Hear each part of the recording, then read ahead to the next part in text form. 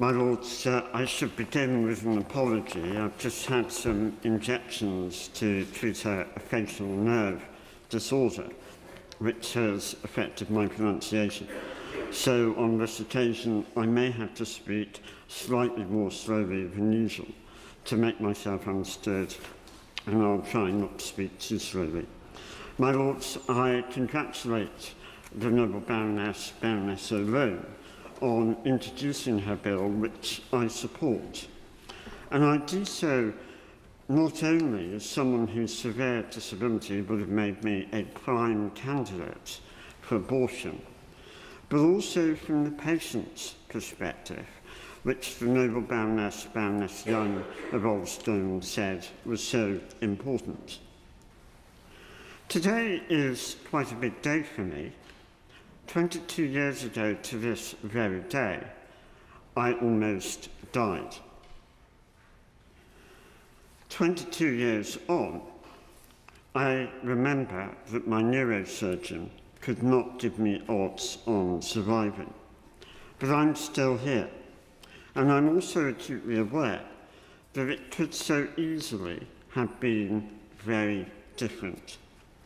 The treatment I received quite literally sustained my life.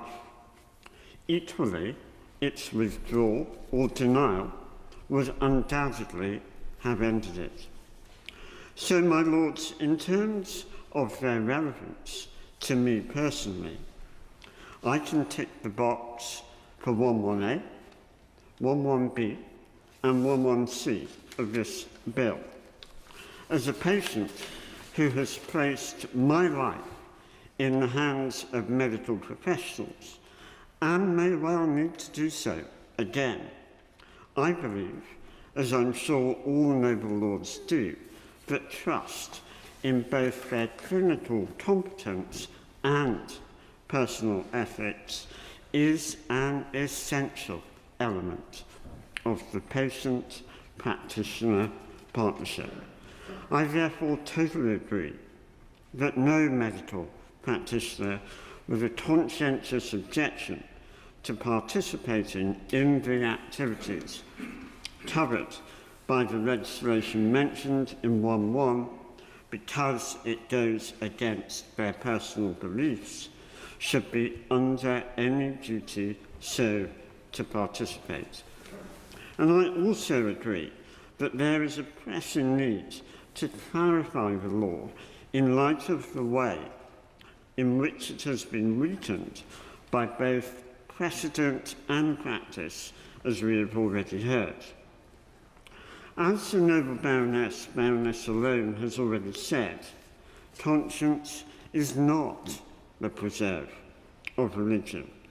Indeed, I'm certainly not assuming that a medical practitioner's personal beliefs will necessarily be informed by a religious faith. For example, they may know a person who is diagnosed with a disability before birth and who has turned their preconception of a disabled person's quality of life, their capacity to contribute to society, and their ability to love and be loved as an equal, valued human being.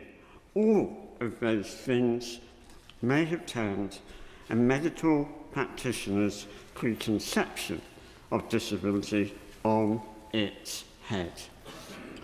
I shall add here that, as I stated previously in your Lordship's House, I do not take a position on abortion per se, which is covered in 11B and 11C. I do, however, take a position on equality. The central point for me, and I hope for all noble lords participating in this debate, is that genuine equality does not have a cut-off point, a beginning or an end, and neither is it relative.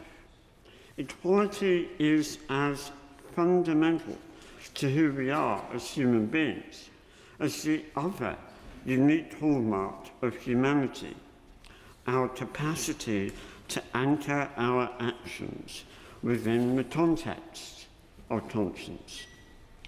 For it is our conscience, surely, which exposes the dangerous deceit that it is somehow consistent with the concept of equality for a more powerful group of human beings to act as if they were more equal than another weaker group of human beings, and moreover, for them to decide that their superiority in strength means that they can pretend that exercising their power is actually a human right. My lords, a group may be more powerful, and which group is not more powerful than disabled human beings? But more equal? Never. Anyone who cares to read George Orwell's Animal Farm knows he well and truly nailed that lie.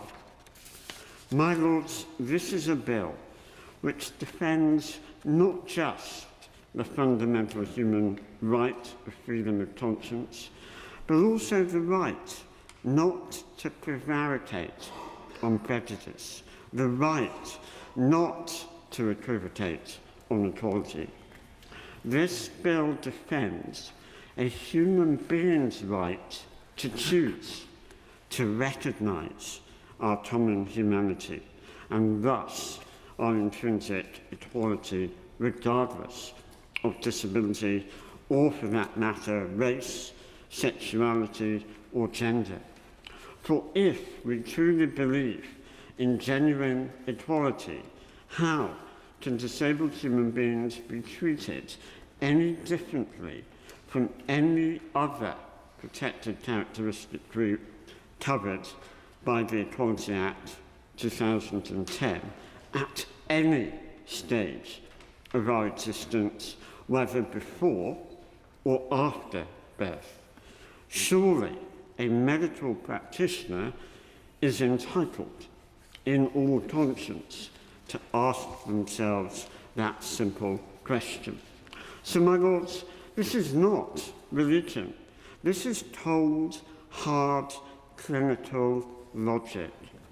And if, having asked themselves that question, they should come to the logical conclusion that participating in the activities covered in 1.1 of this bill compromises their conscience, the law must protect them in line with 1.3. No medical practitioner should themselves suffer discrimination for their conscientious objection to discriminating on grounds of disability. My lords, in conclusion, this bill attacks no one. It condemns no one, and it threatens no one. Instead, it affirms, it upholds, and it protects what we all value: integrity, equality, our common humanity, and the greatest human right of all, the freedom to think, to speak, and to act in accordance with our conscience. In backing this bill, we not only affirm our shared values as equal human beings endowed with a conscience, we affirm ourselves.